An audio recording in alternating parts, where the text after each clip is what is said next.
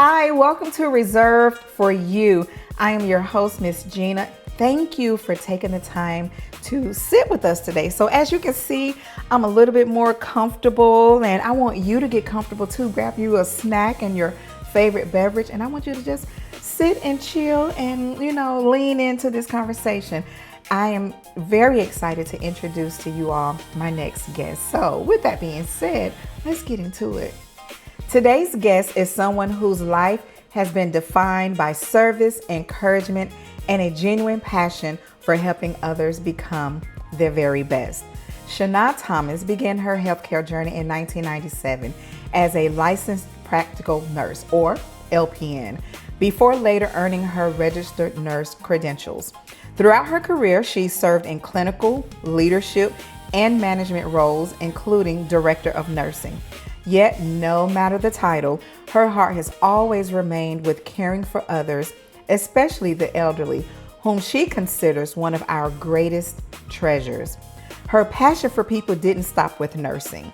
Over the years, Chana became the person others naturally turned to for wisdom, encouragement, and practical guidance, eventually leading her to establish Chana Thomas Enterprises.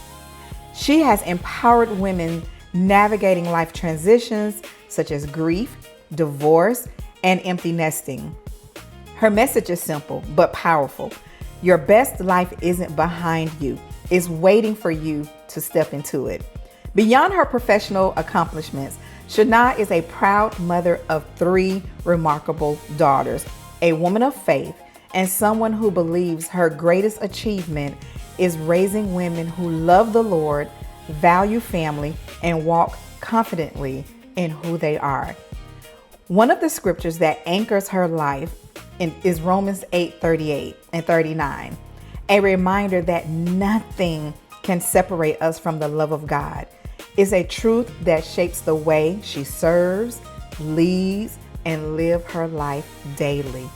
Please join me in welcoming my guest, my friend, my sis, Chana Thomas. Chana, Hey, welcome. we made it.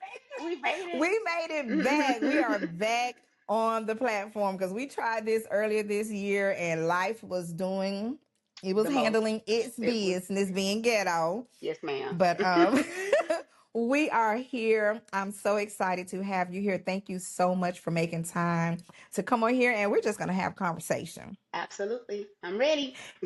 And one of the reasons why this has been so passionate for me, this platform curated for Black women to have conversations, meaningful conversations, things that we probably normally wouldn't talk about outside of our immediate circle. And I sent out some survey questions. But what I found out, and I shared this in my premiere broadcast, that so many of you that answered the questions, the answers were so almost the same from individuals that do not know each other. And then that's when it really hit me. We are more alike than we are different. So, as you all know, I turned 52 last week. Come So on. I Come on. got to put these on. Don't worry. I have mine too, but I'm not reading yet. I have to borrow these. And of course, I have my notes because who about to sit in and try to remember stuff? Not me. Not me. Mm-mm, mm-mm. No. So one of the questions that I would like to ask you as we navigate through our conversation is, when you hear reserved for you, as I've shared what this platform is, but when you hear it, how would you personify it and what it means to you? I believe that just like you spoke before, there's a place for us. A lot of conversations, situations, whether we're in the workplace, whether we're in the church house, whether we're with our family. Sometimes we can't have those conversations and that those topics in even on Facebook or IG or whatever, in the public. sometimes Yeah. there's certain conversations and certain things that are, kind of just for us and a safe space, if that's Yeah. what you will. So when I hear reserved for you, it's kind of for us, kind of like one of those things like for us by us, Yeah. just kind of one of those um, places that's a safe place that we can kind of be open, we can share, we can laugh, we can tear up, we can hee hee kiki, we can, because we all know it. It's almost just Yeah. like you said before, that unspoken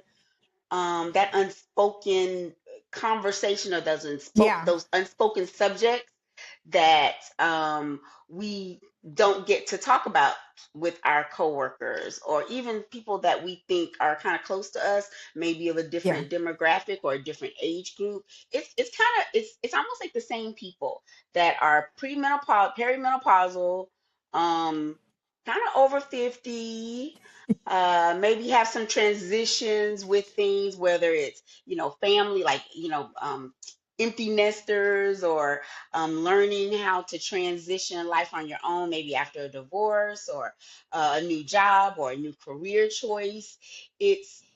Sometimes we can't discuss those things with and let our hair down, or Yeah. I don't have a whole lot of hair, so let our weave down, let take our wig off, whatever. We don't, in spaces where we can do that and just be Yeah. comfortable. So I think when you have that, or when you say reserved for you, it means reserved for us, and to Yes. be comfortable. Yes. Yeah. And we've been taught, or at least I know I have, and many people that I know personally, we've been taught, don't share your business. Now, granted, Right. everything isn't everyone's business, but if there's something that we could say that would help someone that is going through something that we can relate to because we've already been through it, if it's going to help someone else come to a decision, inspire them, give them hope, why not? Well, I'm sorry, one of those people that I have said things. I've made posts, and I even had a family member was like, "Girl, why did you even post all of that? Because you didn't have to explain." And no, I didn't have to explain. But when I did post what I did post that particular time, I had so many people inbox me or contact me and say, "You know what? You helped me. If Mm, you could go through something or be open about whatever the topic was." I think it was when I decided, or when I publicly said that I was transitioning from my marriage. And it was this long post. And it I just wanted it to be a public thing, because I think people were expecting, I think people already knew, but I wanted it to be formal and kind of explain the reason why I wanted to narrate it on my terms, and yeah, my words, my terms, on my ground, before it gets out there, people's opinions, which don't mean a yeah. hill of beans anyway. um so when I said that, I had somebody that said, "Girl, you didn't need to say all of that." And I didn't. And I don't, I'm very careful But on you this. wanted to because it's your It's business. my business, but it's just as true. But I wanted to, because I just, like I said, I wanted it to be my words the right way. And I could have been nasty. There's so many people that I know that go left. And I'm like, everybody that knows me know that I don't do that. I don't slander people. Hmm. I don't talk about people. I just say what it is, what it is. But because this is my half of the union, I had to, express what was going on before life gets there, or there was a picture that was out, or a post that was out, and then somebody's like, "Hey, what's going on?" So I wanted to make sure that it was on my terms. And so, Right. but You wanted to get some ahead of any narratives that other people hmm would have conjured up in what they think they know. right, right, That is fair enough. And like you said, you did it on your terms, what right. you wanted people to know. And like I said, not because you felt the need that you had to, and maybe because, and we'll get into it later, there were, you were known and probably still is as the wife whisperer. So to be able to share those nuggets, those whispered notes to other wives, and then now all of a sudden not being a wife anymore. So and then just people that's already attached to you. So the fact hmm that you wanted to get ahead of the narrative before there was anything said, any biases being made, any lies being told, like, Hmm. here, this is my This is story what's going. on my terms. Right, right. Yeah. Okay, so before we get into everything that you've accomplished, as I shared in the bio, where you are now, because we are both a little seasoned ladies. A little. We're a little seasoned in our 50s. How would you describe the woman you are in this season? Like right here, right now, how would you Hmm. describe who you are? I would say that I am still evolving, and that's one of the things that it's kind of it wasn't just like, oh, I'm at this evolved space. It actually came from series of kind of depression, because I think sometimes we think that we should be a certain level at a certain time. And when I didn't, I'm thinking I'm 50. Ooh, Lord, in less than a month I'll be 53. And I'm thinking, like, okay, at 53, I see other people that are 43 and they have certain things going on for themselves. And so I'm thinking, like, okay, how come I'm not at that point? But then I Mm, had to also realize that, you know, everybody's story is their story. And God has a story for you, God has a story for me. And what He wants me to do is so much bigger. And I'm thankful and I'm grateful that God still wants me to do what He wants me to do, and He still keeps me here on this earth long enough that, for whatever my purpose is, that's what He wants. And so when it's on His time, He wants you actually to go through these series of things, because that's how we become a testimony to others. And mm, sometimes I don't even like. I was doing Monday motivations forever. I mean, sometimes I'll see Facebook memories, and I'm like, oh my gosh, I remember that.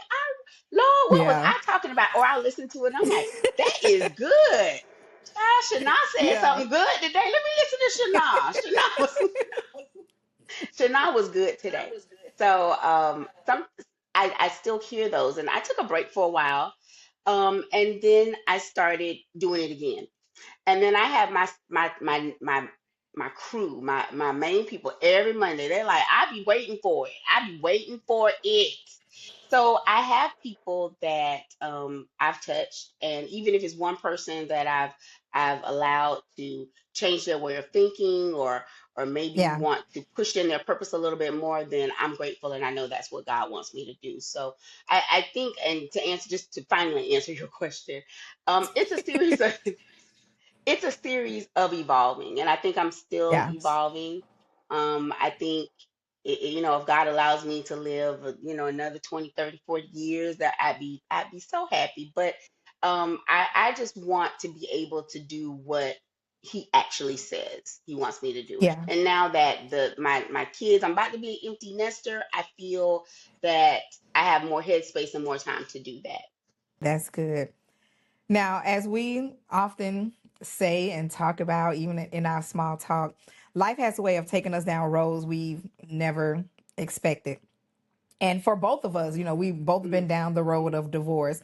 So, right. with divorce becoming one of those unexpected chapters in your journey, looking back now, what do you remember most about navigating in that season? I think initially, I think in my mind, I felt like it was time. I think when you get to, at least for me, I was married for almost 15 years. So there were certain things that were going on that I was like, okay, I have to either I'm going to deal with this for the rest of my life, which I couldn't, or I'm going to have to make some hard decisions. And Hmm. so when that happened, there was a whole lot. Oh my gosh, it was a whole lot. It was a lot of drama. It was a lot of anger. It was a lot of, I had some family drama. I had, my family, they couldn't understand because they see what they saw, which Hmm. was the first facade that we put out. So everybody thought everything was fine, but then when I said, hey, this is it, everybody's like, what? Like, so now it's my fault, and I had some feelings of I wanted to be heard, or I wanted my story to be, I wanted to be right. I wanted my story to be right. And I wanted you to understand what, what I was dealing with without really going into details. Mm-hmm. Because we're all family. We have children together and things of that nature. So it was, and then I had to get to the realization where it didn't really matter what people think. This is what I'm doing. It's gonna better me. Mm. I solicit your prayers, and I hope that that you'll still be down for me, or will you still be my friend or my family member or whatever. And if Yeah. not, it's okay. It's okay. It's okay. It's so okay. It's okay. It's okay. And actually, I haven't lost any friends or any family members, even when we've had some lumps and some misunderstandings family wise. Everything worked out. But just to be I think it's the little things. If anything, it's just, I have someone in the house that did this, that, and the other, and now we don't have that joint thing. I think that was just a difference. But when you look at the bigger picture of what, just at the end of the day, how you felt and just knew that, okay, this isn't how I want to live my life for the next, I don't know, 30, 40, 50 years. For me to make me a better person, to feel better about myself, I felt like to end the marriage was the best thing to do. And it was hard. There were months that we did not finalize the divorce. And I felt like after a while, I said, you know what? This is something my mother always used to say. Oh my gosh. She would say, either you're busy working on the marriage or you're busy getting out of the marriage. Here you are, you had to make the decision that ultimately affected you, your family, friends, and Hmm. going forth with finalizing a divorce and shifting to the woman that you now have to become, because the woman, as you know, which is wife, mom, friend, Hmm. all these other hats that you wear. Of course, you're always mom, but you're so Right. many things to other people. So how has your voice changed from the woman you were before your divorce to the woman you are now? I think I'm a little more edgier, if that makes sense. I say no a lot more, or I'm getting to the point where I say no more. No is a Um, complete it's a sentence. complete sense, and I'm still working on that because all my life I've been the people pleaser. I mean, Mm. my mom, God rest her soul. I mean, of course, I wanted to make my mama happy. I didn't want to get in trouble. I'm not trying to get in trouble. I'm not trying to get, even though she never spanked me, but I never tried to get on punishment or anything like that. Even in the marriage, I didn't say much. I didn't say, um, I didn't, I just kind of didn't want to rock boats, but sometimes when you're rocking boats, that gets you in a lot of trouble, because you're not letting Mm. your voice be heard.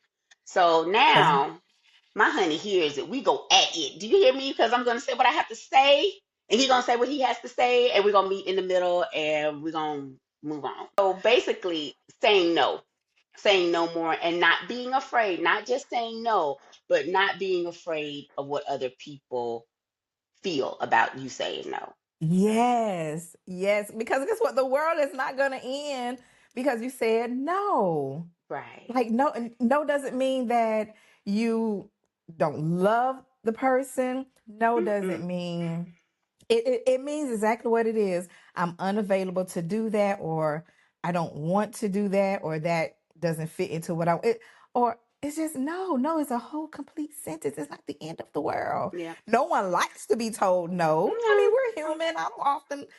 Usually I've trained myself that if I ask someone for something or need something and their answer is no, I have trained myself to accept that Mm. and be it's okay, like Yeah. okay, I understand, because I know what it's like to have to say no as To well. say Now you spoke about your relationship, now life has moved on, you mm, know you're in different spaces and places, so you're now in a committed relationship. How has your perspective on love and relationship changed in this season? It's a new person, you're mm, doing, like you said, you're learning to say no, you're more vocal and then your mm, voice be heard when there are things that you and your significant other need to talk about, and you're speaking, he's listening, he's speaking, you're listening. So, but what is your perspective now when it comes to love and Mm. relationships?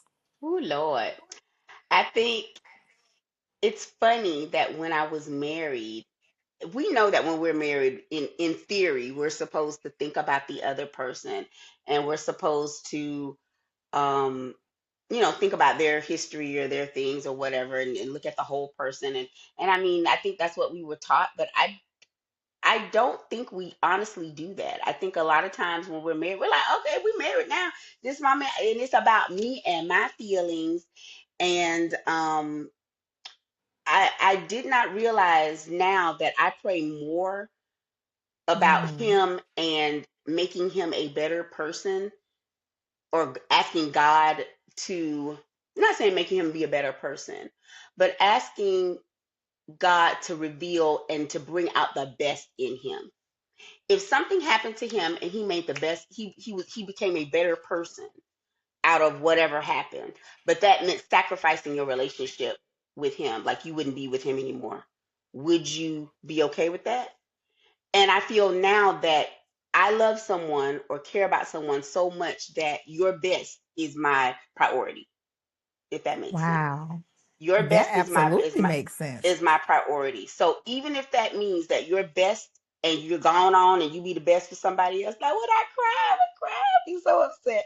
But at the end, it's the best thing for you. So I didn't think about that when I was married. And that's just being real. And that's growth. I mean, Yeah. that Yeah. is such a selfless act of kindness that even if you and I didn't work out, Mhm. or if something came between the two of us, your best is still a priority for Right. me, whether you're with me or not. And a lot of men are not as vocal. They don't emote. I find that with a That lot is of so people. hard for women. Like, Yeah. I'm a segue quickly right Go here. ahead. That is so hard for us as Black women Hmm. to navigate in relationships with men who don't emote, don't know how to express how they feel, or may have been taught that the expressions of feelings or mental thoughts or what's on your heart is weak, We or it we makes you right. soft.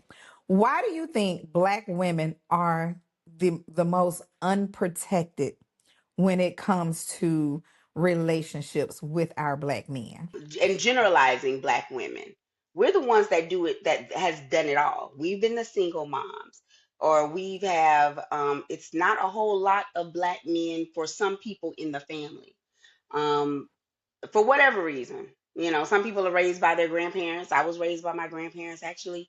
Yeah, Um, me you too. know, and my daddy's still around though, and I love my daddy. I mean, we talk all the time, but my dad, he was young when he got married, and I just lived with. I was just raised by his mom, so I mean, it is what it is. But for whatever reason, there's a lot of black men that are not in the home, or they're not involved in the home. They may be in the home, but not in the home. So I just think that we're unprotected because when we need that space, when we need someone um to lay our hair down, or to lay down, or to be quiet, or to a soft place to land, sometimes we don't have Yeah, that. it's so much that's on us as Black women, while at the same time, I'm gonna say it because it needs to be said. It must Mhm. be said at every opportunity. It will always be the standard. Black women are epic. Black women are elite. Black women are the epitome of Mhm. beauty. I don't care what nobody say. So we've navigated through talking about your season of marriage and facilitating through that with Right. family, finding relationships or finding love after the marriage is over. And one of the things I want to I want to navigate to is, your area of purpose. So we know, as I share with the people in your bio, that nursing has always been a calling for you, but your purpose has expanded into encouraging other women. So tell us about Chana Thomas Enterprises and what inspired that shift. I've always been a nurturer, always cared about people, and especially even in the nursing realm. And I'm trying to think, when did it even start? Years ago, even before Wife Whisperer.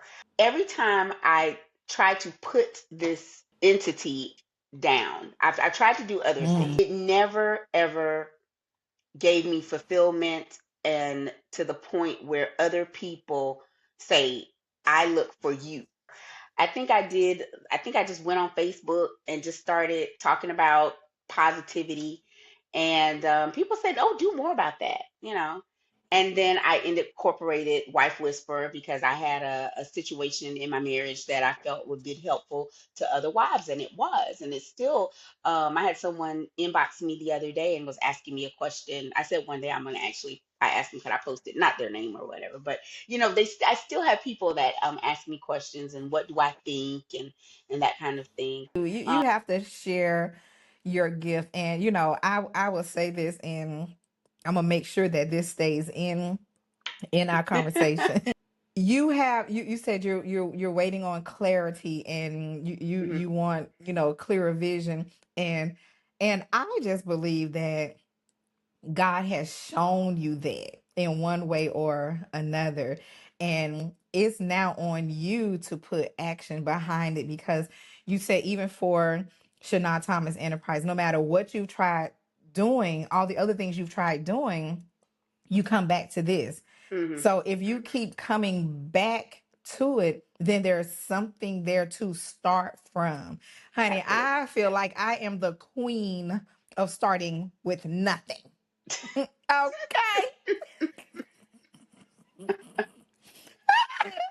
The queen of starting with Nothing. nothing.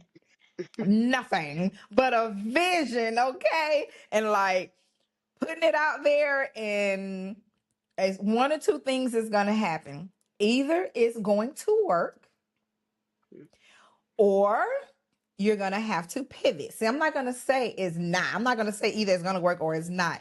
Either it's gonna work or you have to pivot. Pivot a little bit. Yeah, yeah. That's it. We are pivotable. I don't think that's a word, but Pivotable. that's what I do. We're pivotable. Yes, So, absolutely. being that you are in this season where you are pivoting, you're pivoting into an empty nester. You have pivoted into relationships. You have done pivoting in your career, and now it's time for you to do you. Because guess what? Your kids are still there, even if they're venturing off into their own lives. Hmm. You have your significant other. So obviously the two of you are making your relationship work in the space Hmm. that is in. So he's there. You have family and friends, those that are in your immediate circle that's been Right. there through the highs and the lows, and they're still Right. there. So everybody is still in their place. And the one thing that we as Black women that are becoming more seasoned Hmm. is making sure we don't grow complacent. Absolutely. That's good.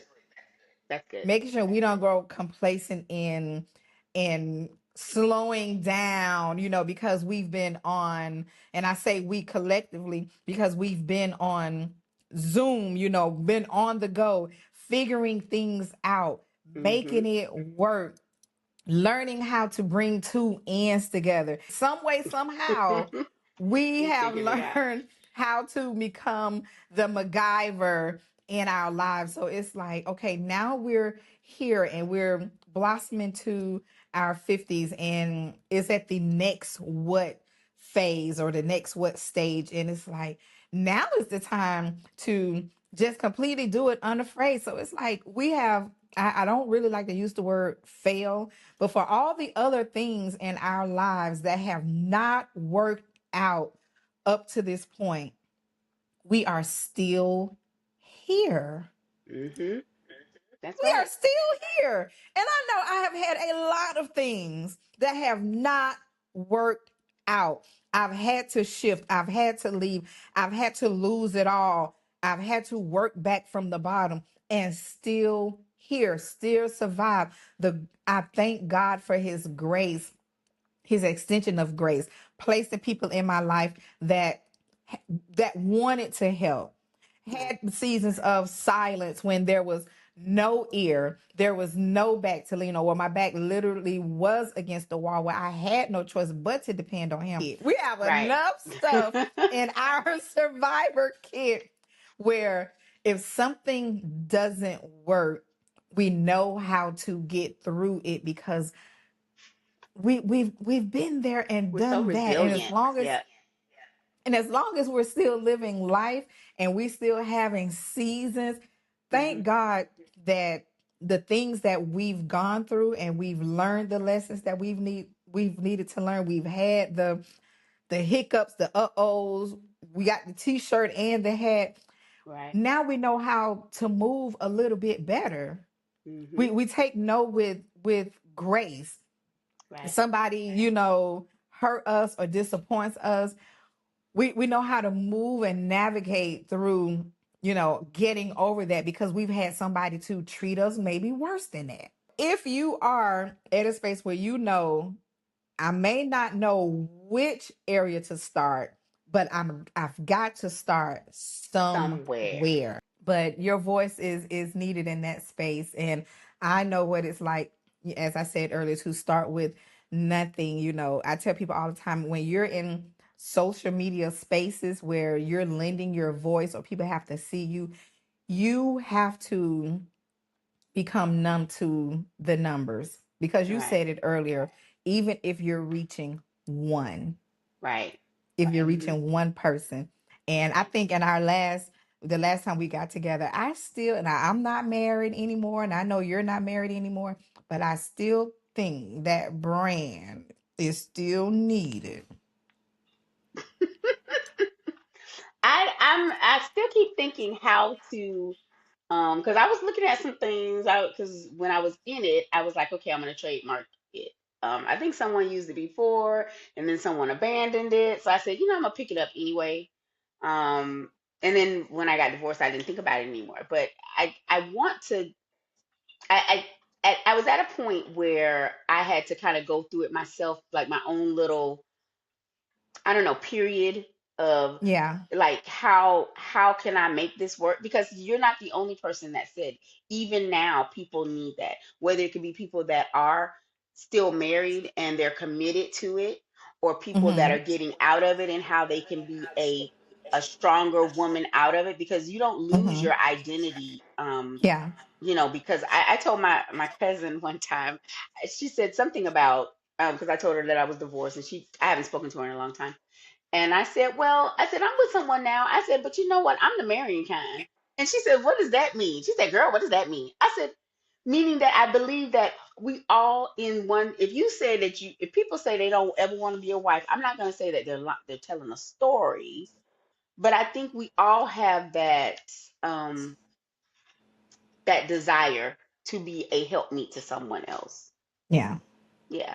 So I mean, I'm not gonna be bold because I know we love to say we don't need it, but whatever. But we do need that.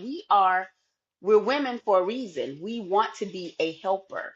We can't be a Yeah. helper to ourselves. So we want to be a helper. We want to cultivate. We want to nurture our partner in some way, shape, or form. Not saying that we have to settle for anything. But at the same time, we have to be very mindful of who is compatible with us at this time.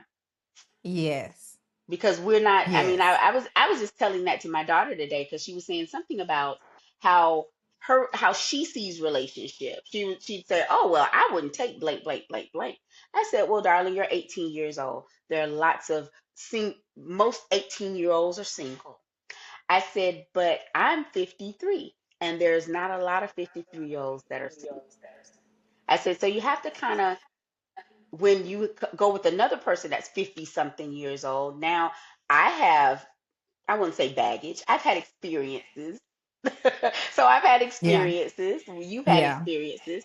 So I'm bringing my experiences, they're bringing their experiences. And sometimes, if, especially if we got divorced, sometimes those experiences, neither one of those experiences are pleasant. So we Yeah. have to navigate our own thing and what that other Yes. person is doing. You know, so if that Yes. other And making person, sure you're not trauma bonding, because a lot of people trauma bond, mhm, with the experiences that they've had, especially if they're not taking the time out to go through the process of healing, and for some people they mask that, whatever is going on in the moment, and whether that's attaching themselves with someone because someone mhm, makes them feel good, they're taking right, care of them. mhm, And it's like, but are you healed? Are you what has changed about you from the person you were before and who you are now? What lessons have you learned? Because when you can navigate answering that question without talking about the other person, then you mhm, see the growth. Because right, it's easy to talk about the other person and what they did, what they didn't do, how they hurt you, how they mhm, left you. mhm, Even if that is true, there needs to be something, there needs to be some type of guide somewhere where you're able to see on your timeline, how have you changed, how have you grown? Because there are two ways to grow. You can grow into a better person where you evolve, right. or you grow bitter. Bitter. Ooh, ooh. Yeah, yeah. And One then of when the you grow two. and when you grow bitter, now you're not, I don't want to say you're not good for anybody, but you're it's You're definitely not. you're not. You ain't Shoot, good for you're nobody. not. You ain't good for nobody. For nobody. Nobody. Do I now I do believe that there are people that are placed in your life to help facilitate your healing process, Right, but that person has to know that they're sent to that person. I do believe that there are people that can love a person to a place of healing, right. but they are equipped to take what comes with that. But even if not, I mean, if I mean, these kids now, I'm going to say talk about the kids real quick because I was talking to my daughter, the baby, about how it is in like high school. So let's say two people, they back in the day go together. They go together. Okay, they broke up. They don't even talk to each other in the hallway. They will pass each other in the hallway and act like they didn't even exist. And I said, y'all do that? I said, that's stupid. She says, no, mom, we can't do that because if we even say hello to each other, then it looks like we're trying to rekindle. Or I'm trying to talk to him. I'm trying to flirt with him. By saying hello to somebody that you know, I mean, just because it didn't work out doesn't mean that I can't say hello to you.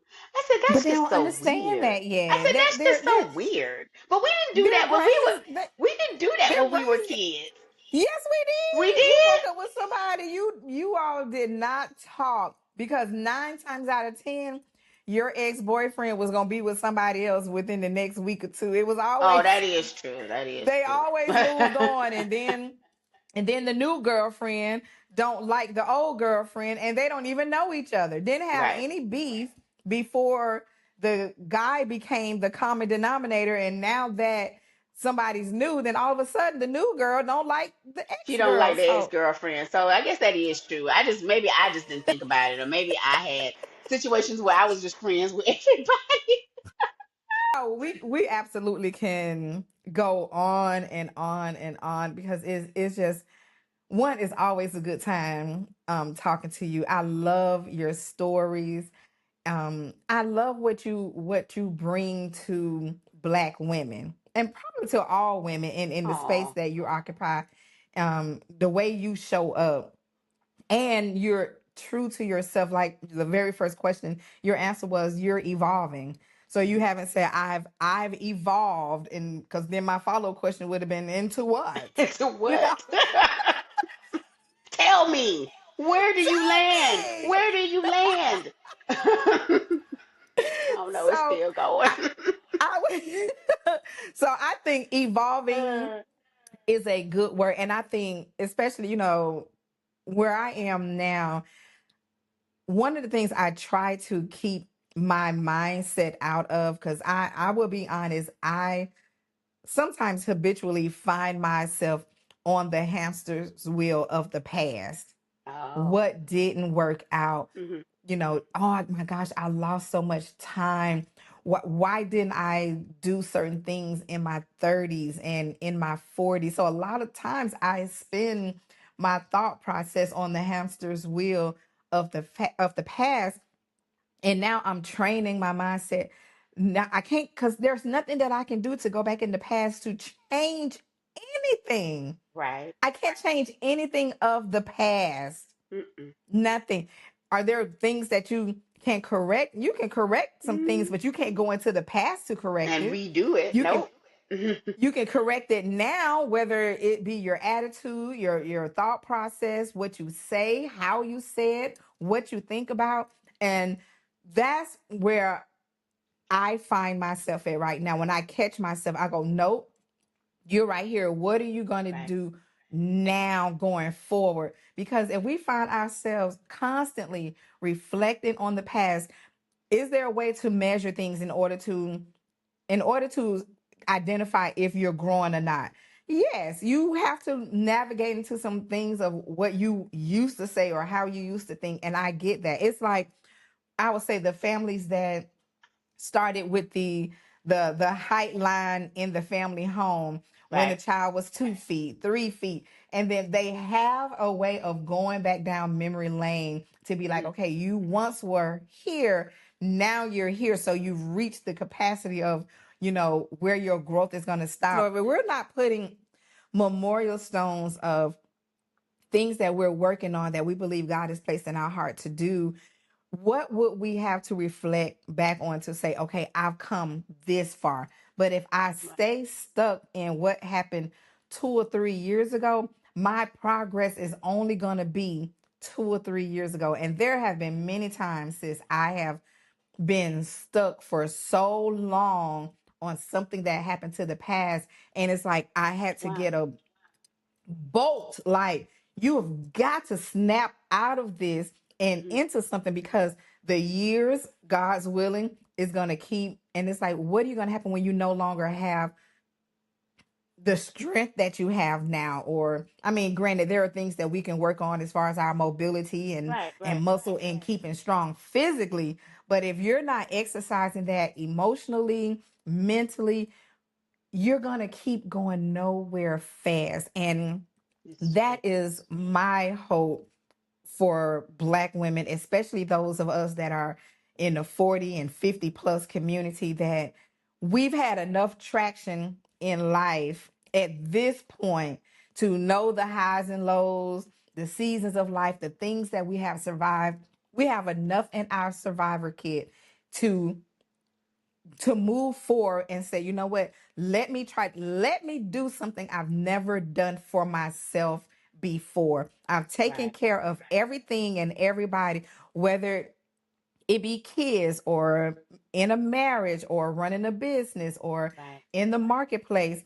All that is fine and dandy. We were put here to do that. But when you can't identify what you've done for yourself, Self. Come on. Come on. done for yourself. I'm not talking about you cut your hair, you lost weight, you went Mm-mm. on a trip. All those things are fine and dandy. I'm not talking about self care, self maintenance. I'm talking about the things that lead you or guide you towards your purpose. Correct. So, what would be what is a takeaway or something you would want to leave, our listeners with, if they make it this far in, and if this is all that they would take away with them, what would you like to leave them with? The fact that your life is not over and it's not even winding down Come at this on, age. sis. It's not over. And as long as I get up in the morning and before my feet hit the ground, because my knees sometimes be hurting. So sometimes I can't get on the ground, Lord, to just kneel. But the Lord knows that I'm trying to, that I'm talking to Him. So I lay there and I thank the God. I said, I am, I am, I am. I said, God, you give me another day. Thank you to get it Thank right. you. to get it right. And as long as we have that and we have some memory up here, um, God wants us to do what He wants us to do. And I mean, and I will leave with this. I have my aunt. One of my aunts was she passed away over a year ago, and she was one of my biggest supporters. I used to tell her all the time. I said I had two aunts that would pop on Monday motivations all the time. She was one of them, and she's done so many things. I was cleaning out my back room today, and she made a CD. She was had a beautiful voice, had a CD, and she always told me, she said, "Shana, I'm working on that book. I'm going to write that book." And she never wrote the book. Mm. She did not make it to write the book. Wow. And she became a pastor, and so she pastored church. So that was one of the milestones that she did. She did go through seminary and got through that, but she wanted to write the book. I don't even know if we even talked about what the book was about. But she kept saying, "I'm gonna write the book, and when I write the book, Shana, I want you to Mm. help me publish it," even though I never published a book before. But she wanted me to publish it. Okay. So I say that to say that as long as we have breath in us, we have time to get it right, because there's going to be one day we're not going to be able to do it. And I mean, Yeah. the connector with us, how we got connected, Shelly Yeah. Ray. I mean, Yeah. she did, and that was one of the things that I still think about. I think about, even though no one knows the day, she Yeah. did everything she possibly could do. Everything, everything. A book, this, and that, and that. And she used to tell me, she said, "Girl, you can do, I don't know, I'm just winging it." She was like, Yeah. "I don't know." She said, "I'm gonna get this website going, and I don't know what kind of website you're trying to do, because I'm gonna try to do Wix, and I'm gonna put it together, and I'm gonna get it done, because it's gotta get done." She was in such a hurry to get everything Yes. done. There was no, if she Yes. had an idea, she did it without Yep. delay. And so sometimes I think about it and I'm like, God, you knew, maybe she did not know, but internally she knew that she had to get these things out. Done. Yeah. And I think if anything with her legacy is that she connected so many people, including us, Yes. Yes. and I think those Yes. seeds are still flourishing. And maybe it wasn't in the way that maybe in her mind she wanted it to be, but I think those seeds that she planted with so many people are still Yeah. flourishing. I look at her sisters and think about the things that they're doing in the community, Yeah. and it's just kind of like, man, sometimes it may not be the way you think it's going to be, but it's a Absolutely. seed. And so that's why it makes me think like, okay, and I'm talking to myself too, because I know I get tired. I come to work, I come home, and then I don't want to do it. And I say, okay, I'm going to do it tomorrow. I'm going to Yeah. start it Yeah. tomorrow. Oh, Lord. But I'm talking to me too. We have to do the things that we need to do, because one day we're not going to have that opportunity. And Yeah. so, And for any, somebody's missing out on what could have been. correct. I think that's the thing that stick with me the most is what could have been, because I never know. I don't know where this platform is going to navigate to. And many times I was like, you know what? I'm not going to do it. I don't know, wanting to talk myself out of it. And here we are. Here Hmm. we are. And there's Prince. Yeah. And I'm not cutting that out. I'm not cutting it out. Prince is back there whining. Okay. He took a nap and now he's up whining. So He's welcome up to there my whining. world.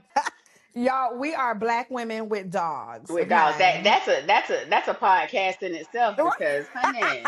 In closing, I'll ask you one thing. Well, not even really a question. I want you to finish this sentence. Mhm. Sis, don't forget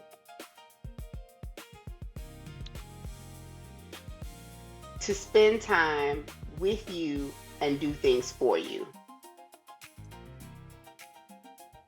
Yeah. I like that.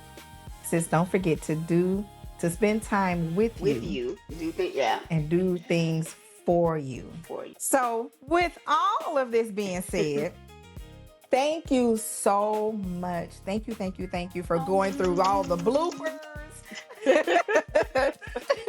All of the things. I will share your social media handles within the